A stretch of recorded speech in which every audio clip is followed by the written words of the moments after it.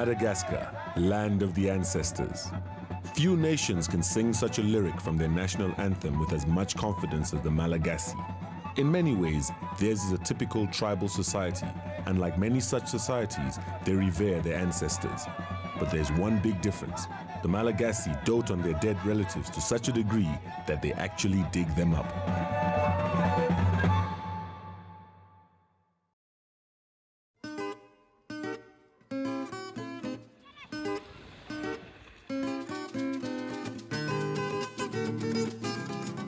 The rainforests of the northeast are inhabited by the Besimisaraka tribe, Madagascar's second largest population group.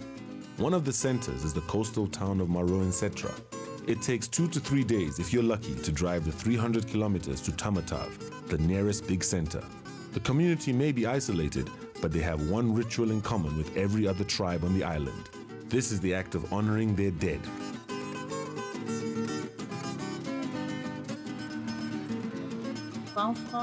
In France or in Europe, if a person doesn't have a tombstone, it's seen as dishonorable.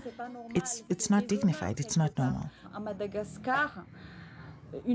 In Madagascar, a deceased must be exhumed after 5 years.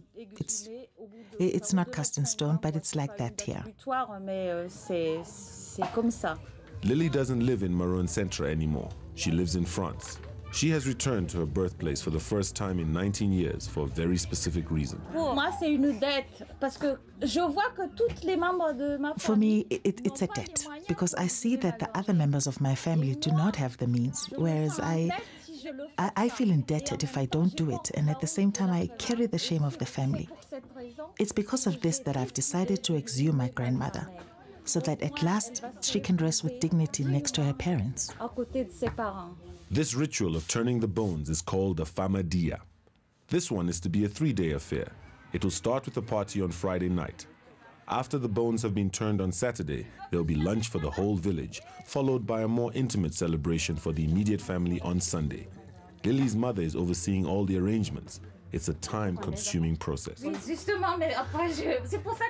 I already know what needs to be done, but I just wanted to check with my mom.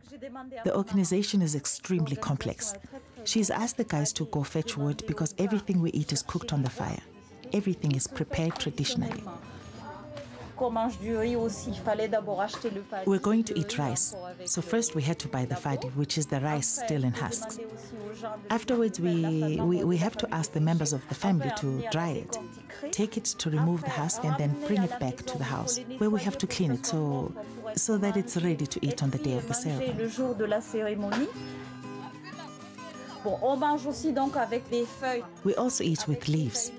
We put these leaves on the floor, put the rice and everything else on it, and eat with the leaves. And then all the people that are helping, they're all members of the family. We must give them food and drink.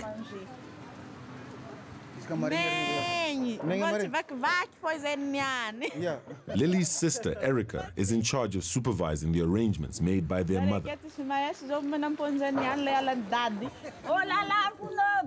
Apparently, without exception, all the traditional songs of the Anti-Romba clan are about love. Today, they transport the tomb to the cemetery where they'll be digging up Grandma's bones. The fact that rice is used to bless the tomb illustrates the grain's importance in Malagasy society.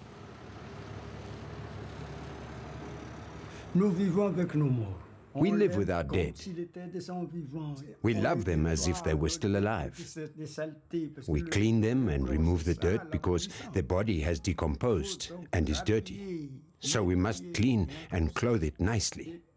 That's the importance of this continued love. And then we live with our dead. All Malagasy people live with their dead. And the person that doesn't understand this is considered mad. I'm moved. At the same time, I feel a little bit stressed, a bit worried. But now with only one more night to go, soon I'll be able to breathe. I'll be relieved. Bientôt, je vais être soulagée.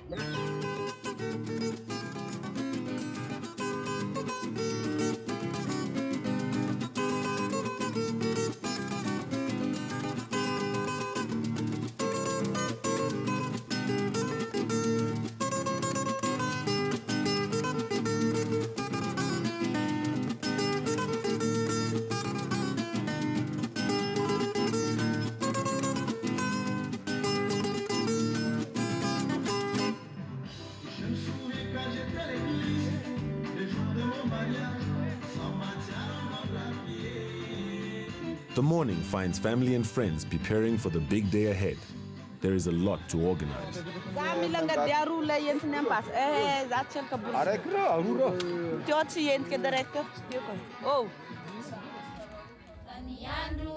Lilie's mother is one of the first to leave for the cemetery. This is her day after all. It's her mother whose bones are being turned. When my grandmother died, she wanted to have a church service with the priest because she's Catholic.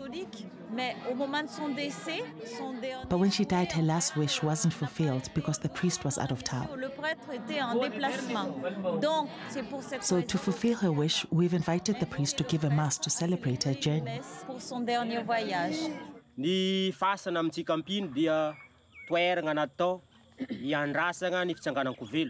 The ancestral traditions of the Malagasy are so entrenched that even one of the world's major religions had to adapt to local conditions. In the early days, the duty of the Christian missionaries was to evangelize. Except that here, they encountered a people that believed in their own single God, but that also believed in their ancestors. And Christianity believes in one God and their ancestors. They called Matthew, Mark, Abraham, and Moses. So it was easy to marry these two forms of belief.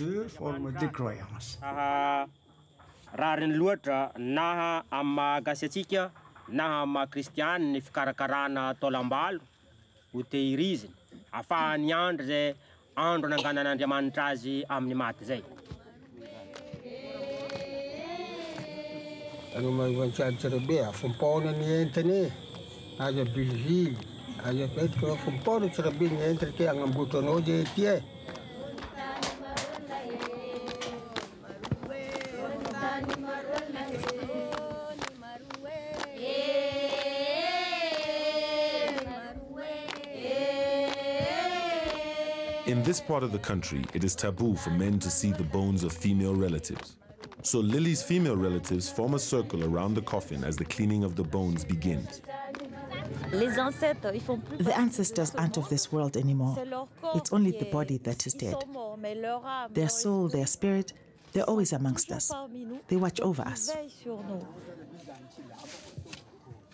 While the other remains are unceremoniously disposed of, the skeleton has been cleaned and wrapped in a new silk shroud. The basis of the belief is that the spirit of the dead finally joins the world of the ancestors only after the body's complete decomposition and the performance of the appropriate ceremonies. Granny's path to full ancestor status nears its conclusion.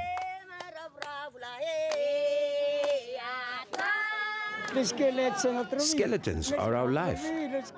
Our parents' skeletons are our life. It is not an offense towards the dead in Madagascar. On the contrary, it is respectful. The skeleton is love. In Madagascar, the skeleton represents the eternity of life for the dead.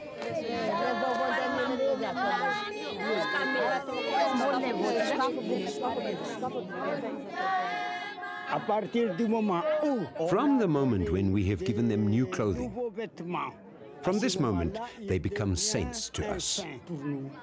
From then on, we can ask them for things. As long as we have not fulfilled our duties towards them, we cannot ask them for anything.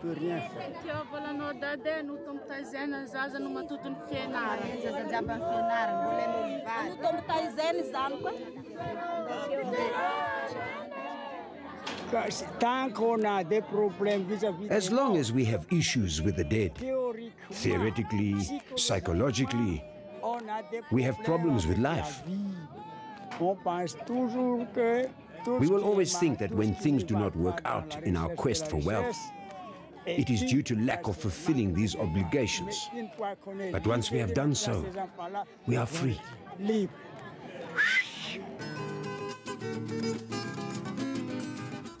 It's the tradition. Everybody practices this, Famadiana and Vardimenik. That means the exhumation and feeding the guests with rice well drenched with pork grease. Rice is big in Malagasy society, but in no way does it challenge the ancestor in the hierarchy of importance.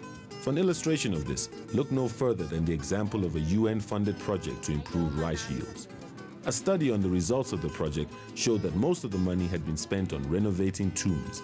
This seeming misappropriation of funds was explained by this simple philosophy. If the ancestors are more comfortable, they will ensure that the rice yields are better.